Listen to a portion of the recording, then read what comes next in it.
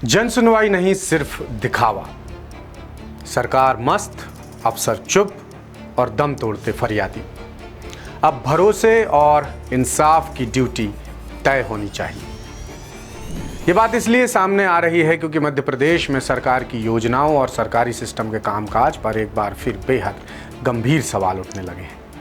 श्योपुर में इंसाफ के लिए करीब 3 महीने से परेशान व्यापारी देवेंद्र गोयल की मौत ने जन सुनवाई की व्यवस्था को कटघरे में ला दिया है। हर हफ्ते होने वाली जन सुनवाई में आने वाली शिकायतों पर अफसरों की टालम टोली से भी इस घटना ने पर्दा उठा दिया है।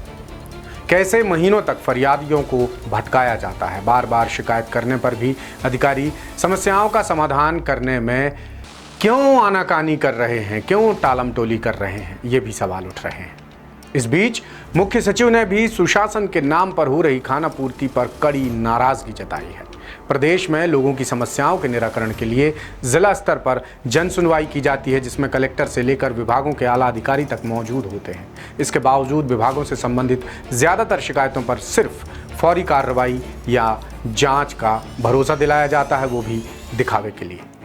फरियादियों की शिकायत का स्थायी समाधान न होने से वो बार बार दफ्तरों के चक्कर काटने के लिए मजबूर हो जाते हैं। यही वजह है कि परेशान फरियादियों का सब्र अब टूट रहा है। ऐसे पीड़ित जन सुनवाई के दौरान अफसरों के सामने ही जान देने की कोशिश भी कर रहे हैं। मध्य प्रदेश सरकार का एक बेहद अहम कार्यक्रम है जन सुनवाई, इसलिए इस पर इतने सवाल उठ रहे हैं। क्यों? क्योंकि ये व्यवस्था आमजन की शिकायतों के तत्काल समाधान के लिए बनाई गई है, यानी ऐसी समस्याएं जिनका अधिकारियों के स्तर पर समाधान किया जा सकता है, उन्हें जिला स्तर पर ही सुना जाता है। शुरुआत में प्रभावी बनी ये व्यवस्था अब अधिकारियों की उदासीनता का शिकार हो रही है। इससे पहले भी दासूत्र ने आपको कई रिपोर्ट्स दिखाई हैं जिसमें हमने बताया है कि जन सुनवाई हो या सीएम हेल्पलाइन, ये खुद हेल्पलेस हैं। और अब जब श्योपुर के व्यापारी की घटना हमारे सामने है तो हमने कुछ केसेस निकाले हैं, वो हम इस रिपोर्ट में आपको बताने वाले हैं। लेकिन अभी बात करते हैं जन सुनवाई की मौजूदा स्थिति की। तो मौजूदा स्थिति ये है कि कई जिलों में प्रमुख अधिकारी ही जन सुनवाई के दौरान नदारद रहते हैं, मौजूद नहीं रहते। वहीं जो अधिकारी मौजूद रहते हैं वो भी शिकायतों की सुनवाई रस्म अदायगी के रूप में कर रहे हैं। इसी वजह से पीड़ितों को महीनों तक चक्कर काटने के बाद भी इंसाफ नहीं मिल पाता। ऐसे यूं तो अनगिनत मामले हैं जिनमें लोग अपनी शिकायतों को दर्जनों बार करने के बाद भी समाधान की आस लगाए बैठे हैं। प्रदेश में जन सुनवाई अब खेल बन गई है, ये बात भी सामने आ रही है। क्यों? क्योंकि अधिकारियों का रवैया सरकार के इस बेहद अहम कार्यक्रम को लेकर संजीदा नहीं है। नतीजा ये है कि कोई फरियादी 10 बार चक्कर काट चुका है तो कोई 20 बार आवेदन दे चुका है। ऐसे फरियादियों को जन सुनवाई से कोई समाधान नहीं मिल रहा है। ज़्यादातर ग्रामीण फरियादी जन सुनवाई तक पहुंचने के लिए किराया खर्च कर करके थक गए हैं, हार गए हैं, परेशान हो चुके हैं। छोटी और सामान्य शिकायतों को भी अधिकारियों की उदासीनता खींचकर महीनों तक अटका रही है। तो चलिए अब आपको हम कुछ उदाहरण बताते हैं। तो जन सुनवाई में अफसरों की बेरुखी का ताज़ा उदाहरण है श्योपुर जिले का। श्योपुर के सामान्य व्यापारी देवेंद्र गोयल एक दुकान चलाते थे। उम्र 50 साल। दुकान पर उनके परिवार के ही कुछ लोगों ने कब्जा कर लिया था। इसकी शिकायत देवेंद्र ने कई बार पुलिस और प्रशासन से की, लेकिन सुनवाई नहीं हुई। पुलिस जांच का भरोसा दिलाकर बार बार बस बयान दर्ज करने का खेल खेलती रही। अधिकारी भी कार्रवाई का आश्वासन ही देते रहे। करीब 3 महीने तक देवेंद्र कलेक्टर से लेकर एसपी ऑफिस की दहलीज पर एड़ी रगड़ते रहे, लेकिन कोई सुनवाई नहीं हुई। वो जन सुनवाई में भी पहुंचे, लेकिन वहां भी शिकायत का समाधान नहीं निकला। आखिरकार देवेंद्र इतने परेशान हो गए कि उन्होंने जन सुनवाई के दौरान ही जहर खाकर जान दे दी। घटना ने जन सुनवाई और अफसरों की संवेदनशीलता को उजागर कर दिया। 50 साल के देवेंद्र गोयल बीते कई दिनों से मानसिक और आर्थिक रूप से परेशान थे। हमें जो जानकारी मिली है उसके मुताबिक देवेंद्र की अपनी एक दुकान थी जिस पर बीते 28 फरवरी को उनके छोटे भाई के बेटे प्रिंस और मां ने जबरन ताला तोड़कर अपना कब्जा जमा लिया था। इसी के खिलाफ देवेंद्र ने आवाज उठाई थी और कानूनी तरीके से दुकान वापस पाने के लिए जंग शुरू की। 2 मार्च से लेकर 26 मई तक प्रशासन के हर छोटे बड़े अधिकारी को लिखित शिकायतें दी। कोतवाली पुलिस के पास गए, लेकिन पुलिस ने कोई ठोस कार्रवाई नहीं की और अंततः देवेंद्र को जान गंवानी पड़ी। अब कुछ और केस हम आपको बताते हैं जिससे आप खुद ही कहेंगे कि आखिर किस काम की है ऐसी जन सुनवाई। तो एक केस तो विदिशा का है, जहां पर फरियादी रामस्वरूप लोधी, जो एक किसान हैं, 52 साल के हैं और ग्राम बासोदा के रहने वाले हैं। उनकी समस्या ये थी कि पैतृक कृषि भूमि खसरा नंबर 45/2 पर गांव के दबंगों ने अवैध कब्जा कर लिया था। स्थिति यह है कि जनवरी 2023 से जून 2026 तक 11 बार कलेक्टर के जन सुनवाई में उन्होंने आवेदन दिया। हर बार तहसीलदार ने कहा जांच करेंगे और ये आश्वासन देकर उन्हें लौटा दिया जाता था। इसके बाद भी इस जमीन के समाधान के लिए पटवारी मौके पर नहीं पहुंचा। आखिरकार परेशान होकर सितंबर 2025 में कलेक्टोरेट परिसर में जहर खाकर किसान ने आत्महत्या की कोशिश की। अस्पताल से लौटने के बाद भी कब्जा नहीं हटा। 3.5 एकड़ जमीन पर आज भी दूसरा पक्ष खेती कर रहा है और किसान परेशान हो रहा है। ऐसा ही एक मामला सामने आया है जबलपुर से। फरियादी का नाम है शांतिबाई कोरी, विधवा हैं, 67 साल की उम्र है, रांझी क्षेत्र में रहती हैं। उनकी समस्या ये है कि पति की मौत के बाद राष्ट्रीय विधवा पेंशन योजना का उन्हें फायदा नहीं मिल रहा है।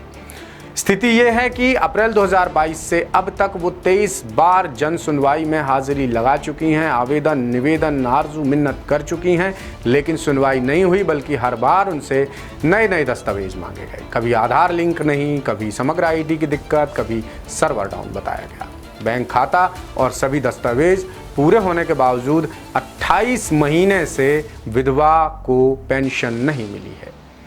आने जाने में 3, 4, 5 हज़ार रुपये इस महिला ने खर्च भी कर दिए हैं, लेकिन समाधान नहीं मिला। ढाक के 3 पात। एक और मामला है जो इंदौर से जुड़ा हुआ है और इसमें फरियादी हैं रमेश चौहान, 41 साल उम्र है, दिव्यांग हैं, बाणगंगा क्षेत्र में रहते हैं।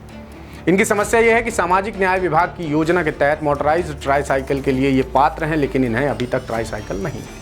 स्थिति यह है कि फरवरी 2023 में इन्होंने पहला आवेदन दिया था। कलेक्टर की जन सुनवाई में 8 बार हाजिर हो चुके हैं, लेकिन हर बार अगली लिस्ट में नाम होने का कहकर इन्हें टाल दिया गया।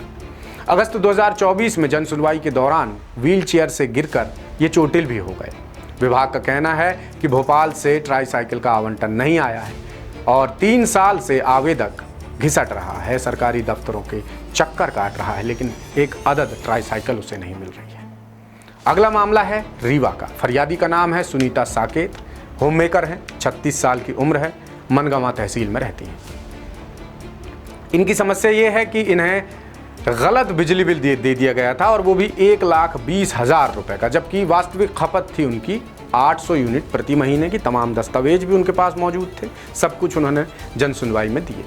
मार्च 2024 से वो 9 बार जन सुनवाई में शिकायत कर चुके हैं। बिजली कंपनी ने मीटर जांच के नाम पर 5 बार टीम भी भेजी, मगर हर बार रिपोर्ट यही बताई गई कि मीटर सही है।